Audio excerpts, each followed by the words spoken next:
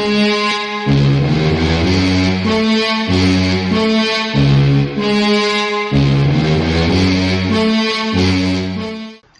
what's up guys? This is the knight video in the series How to Play Chess.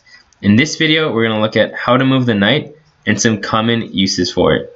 But before we get into that, don't forget to like this video and subscribe for more great chess videos. So the knight is worth 3 points and it's the most unique piece in chess. No other piece can move like it. If any of you have seen the second 300 movie, at the end Themistocles is jumping from boat to boat, wreaking havoc with his horse. That's a lot like how the knight in chess is. So how to move, the knight can go 2 squares in any direction and then it's going to turn. So here this knight can come here. And now let's say for the other direction the knight can come here and turn to here. Now you might be wondering, can the knight only go one direction? First one direction reference. No, you can choose. The knight can go here or it can go here. Now from these 2 squares, let's try to practice. Let's try to move from this square to this square and this square to this square.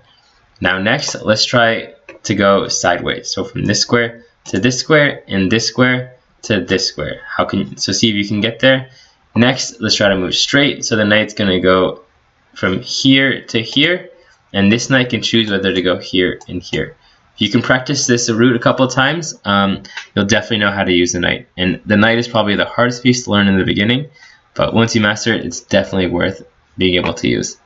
Now we're going to look at some uses for the knight. So one of the probably the main use for a knight is forks. So knights are really good at forks. So here in this position, we can take the knight on d5, so d5, and it can take c7, c7. As you get better and better, you'll be able to read these coordinates, and then you can even see them in your head. That way you don't even have to play chess. By looking at a chessboard, you can just do it in your head. Now we attack the rook and the queen, and it's impossible to guard both. Another possible fork in this position would be knight takes f6. So here it's check, so the king has to move, and now we could take the queen, but we also are threatening h7. And when choosing between the queen and mate, we always want to choose checkmate. Now another use for knights is outpost. So here this knight can really use his outpost on f5. Actually, whenever the king is castled like this, you want to try to get a knight to f5 if you're white. So here this knight, it attacks some very important squares, the most important being this g7 square. So here we're threatening queen g7 checkmate, and there's no way to stop it. So the big things that knights can do are forks and outposts.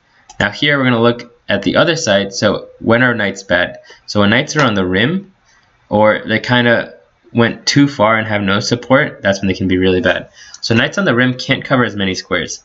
In fact, let's see, where can this knight on h6 go? Here, here, here. Can't go here because this actually both knights guard. And can it go this way? Can't go here either because this pawn guards. Now let's look at this knight. So this knight, it can go here, here, and here, but this pawn guards, and it can go here, here, and here, but we just capture it. Now both these knights on the Darren file, the D file, they're super strong. They cover a lot of squares. They help each other out. So here we much rather keep our knights together and in the center rather than in the corner like over here. Now, looking at the beginning of the game, how do we kind of use knights? So generally we're going to open e4, e5, and now which piece comes first, bishop or knight? Generally you're going to see the knight first. Now another special power about the knight is it can jump over pieces. So this knight can jump over this pawn and come here. As long as the starting square and the end square are free, the knight can make that move. It can jump over whatever it needs to. Now remember, the knight can't land on a piece. It has to be a free square. And here we generally move our knight out first in the opening because here it attacks this pawn on e5. So we already come out with a threat rather than going bishop c4. And now black can kind of do whatever he wants. We much rather have a threat with each move. So that's how you're going to use the knight. Remember, practice is very important, but as you master it, you'll get better and better. So hope you guys enjoyed this video. Once again, make sure to check out wolfchess.org for great puzzles, lessons, and videos, and hope you guys were entertained.